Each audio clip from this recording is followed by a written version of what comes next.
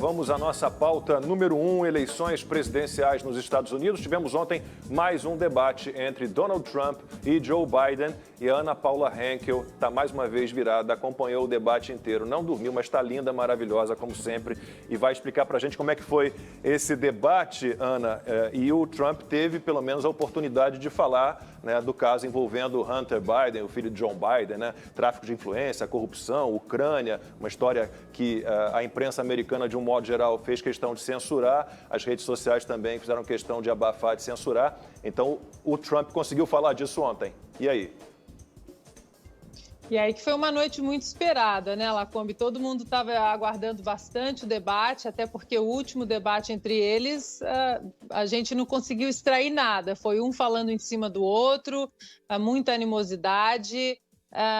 Ontem já colocaram regras diferentes, eram 2 minutos para cada e o microfone cortado após esses 2 minutos e sem as interrupções que nós tivemos no debate passado. E aí deu para a gente extrair bastante coisa, eles conseguiram falar muito mais. Joe Biden muito ensaiado. Algumas pessoas até levantaram nas redes sociais se ele estava com algum ponto na orelha, né? Já que às vezes ele abaixava muito a cabeça, fechava os olhos, parecia estar ouvindo alguém, alguma coisa, mas isso não foi provado.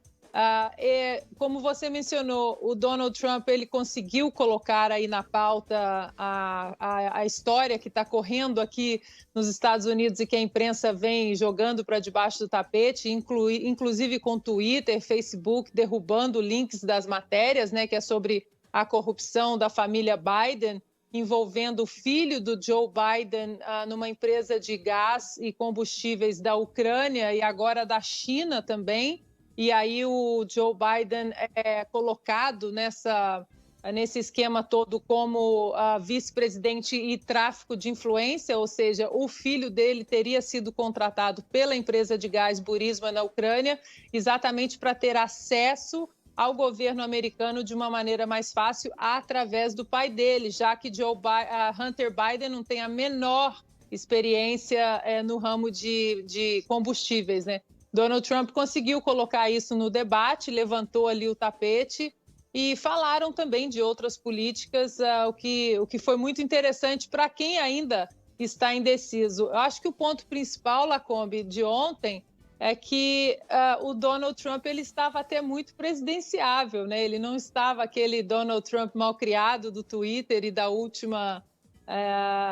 último debate. E eu acho que isso foi bom, porque aquela base eleitoral dele que gosta, né, do Trump inflado e do Trump mais agressivo, essa base vai votar nele. Então, ontem ele falou exatamente para aquele republicano mais moderado, para aquele que ainda não está tão convencido, tão seguro. Lembrando que aqui nos Estados Unidos o voto não é obrigatório, então você tem que convencer o eleitor a sair de casa para votar. O Hunter Biden, aproveitando que o Fefon está aqui, o Fernando Fontana, ele é mais um Ronaldinho Gaúcho dos negócios, que só virou Ronaldinho Gaúcho depois que o pai se tornou vice-presidente, né? O Lulinha é a mesma coisa.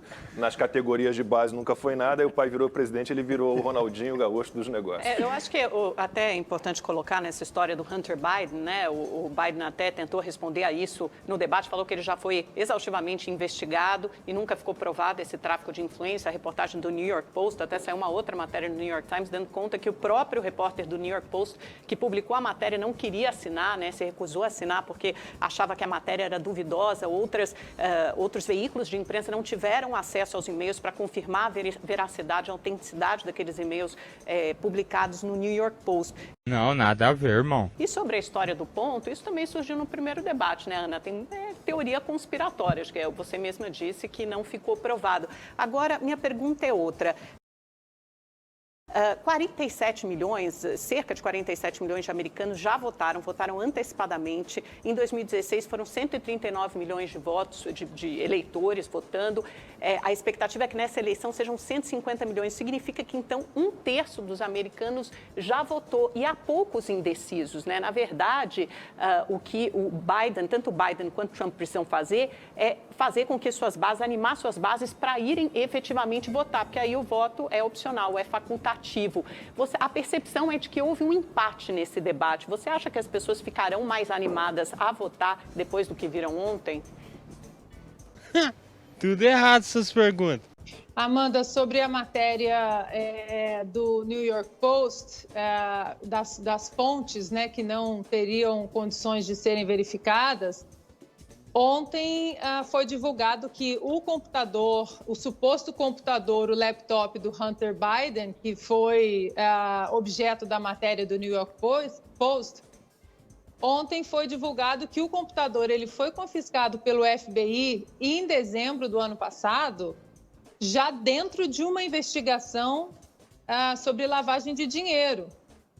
E poucos minutos antes do debate começar, o ex-parceiro de negócios do Hunter Biden, aí essa foi a bomba do dia, ele disse que iria entregar 3 celulares ao FBI, onde ele poderia comprovar a veracidade de várias mensagens, inclusive de alguns e-mails trocados com o Hunter Biden, colocando Joe Biden também ali na divisão de lucro da empresa de gás da China. Sobre o debate, Amanda, eu acho que não teve um empate, não. Eu vou buscar agora o jargão lá da minha antiga profissão do vôlei. Eu acho que foi um 3-1 para o Trump. Não foi 3-0 para ninguém, mas também não foi 3-2. Eu acho que o Trump ele conseguiu, em alguns momentos, provar com as ações da administração dele que ele seria um melhor administrador, principalmente agora saindo da pandemia. Porque algumas pesquisas dão agora já uma pequena margem. A semana passada davam 2 dígitos de margem para Joe Biden, o que eu acho que eram números irreais, mas agora essa margem está muito pequena.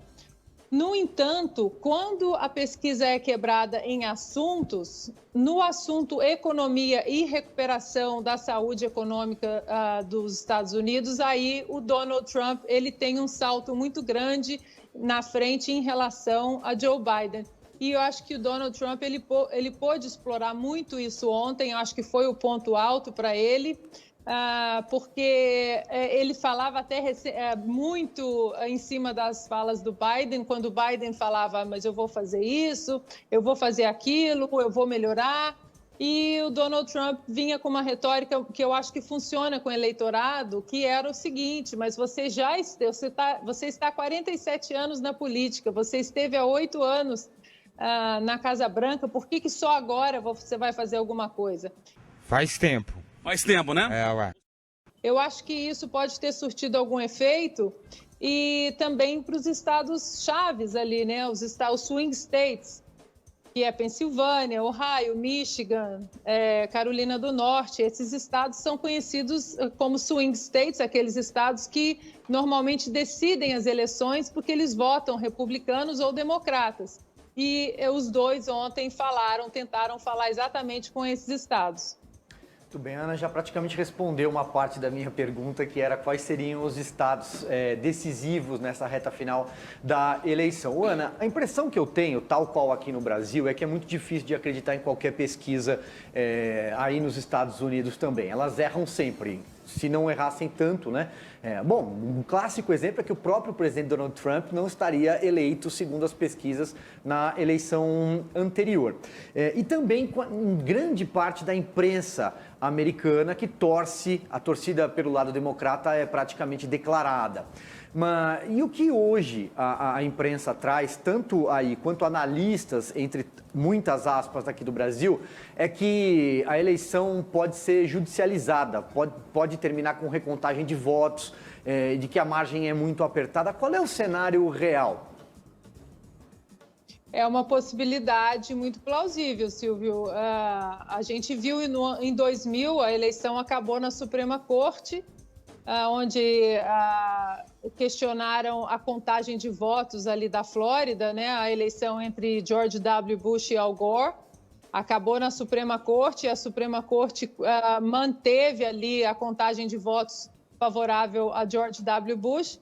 E esse ano existe essa possibilidade sim, Silvio, porque a margem está muito pouca, a margem está muito curta, né, entre os candidatos nesses estados-chave que são muito importantes.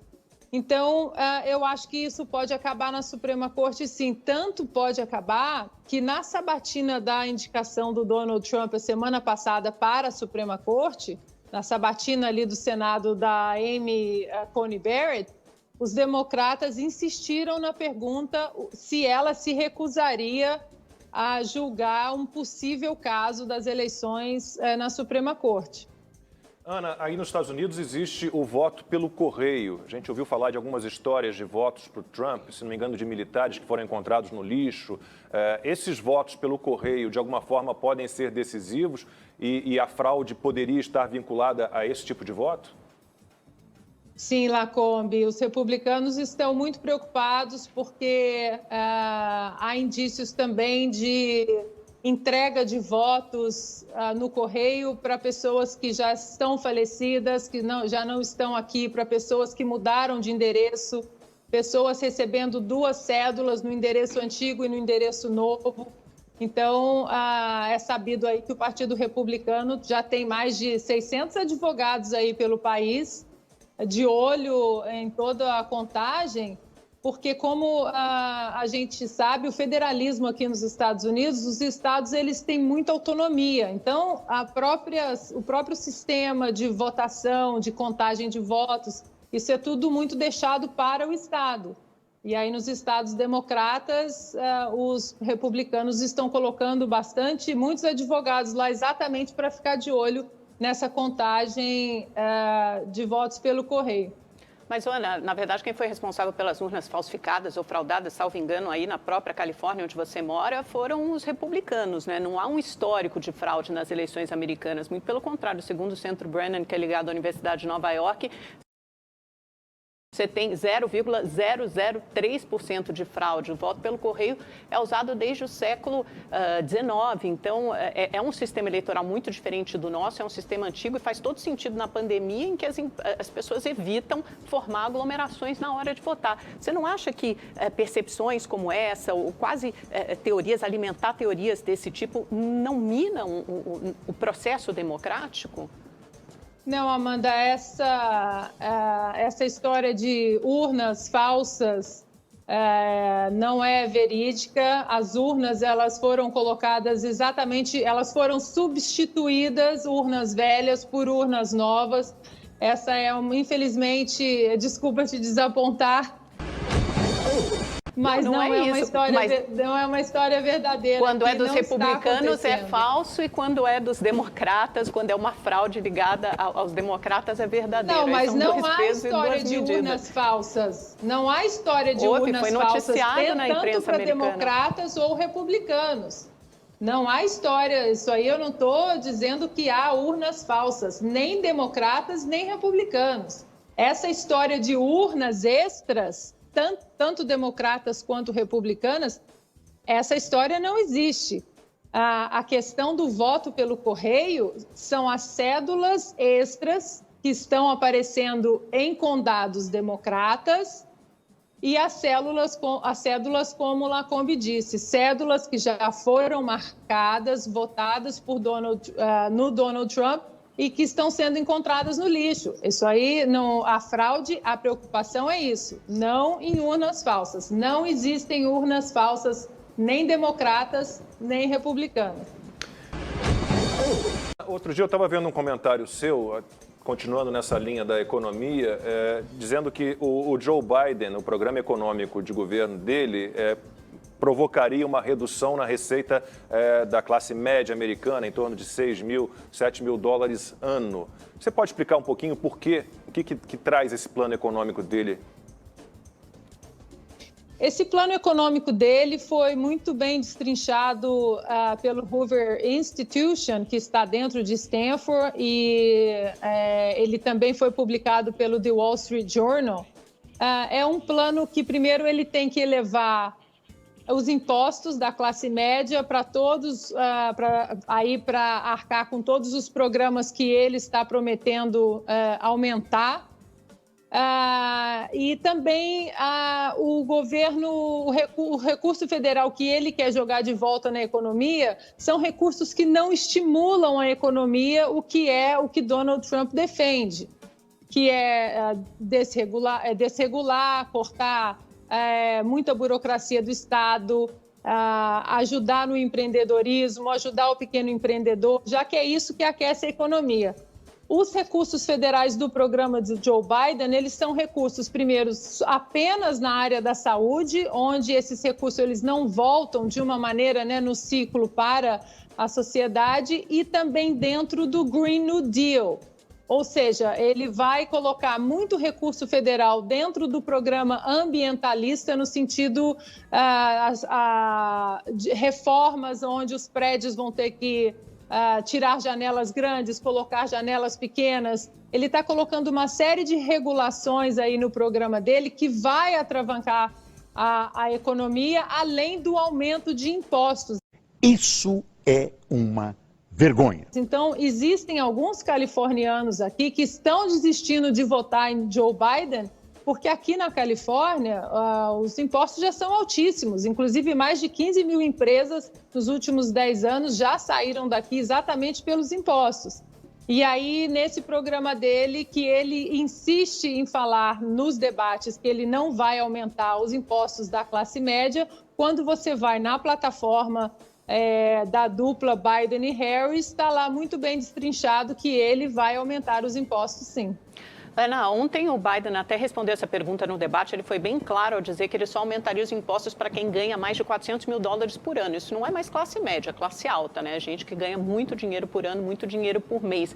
Conversando com agentes de mercado, o mercado já precificou a possível vitória do Biden, que é hoje apontada como a mais provável por muitos sites que analisam pesquisas, né? O Real Clear Politics, que é mais conservador, o 538, que é menos conservador, muda a taxa, mas todos eles já precificam a vitória do Biden, e não há nenhum temor no mercado em relação a isso, que haverá grandes mudanças. Não, nada a ver, irmão. Na verdade, eu queria perguntar a você que mudança, que impacto haverá na relação com o Brasil se o Biden de fato for vitorioso, porque a gente vê um alinhamento do presidente Bolsonaro, um alinhamento ideológico mais do que com os Estados Unidos, com o próprio presidente Trump. Se o Biden vencer, na sua visão, qual será o impacto para o Brasil? Amanda, primeiro sobre as pesquisas, eu seria muito cautelosa citando as pesquisas, que a gente vê que a história mostra que as pesquisas estão errando há muito tempo. O Real Clear Politics, ele faz um compilado de todas as pesquisas e são números nacionais. O que números nacionais, a gente sabe que números nacionais não elegem presidentes aqui, sim os números do colégio eleitoral. Eles fazem por estado também.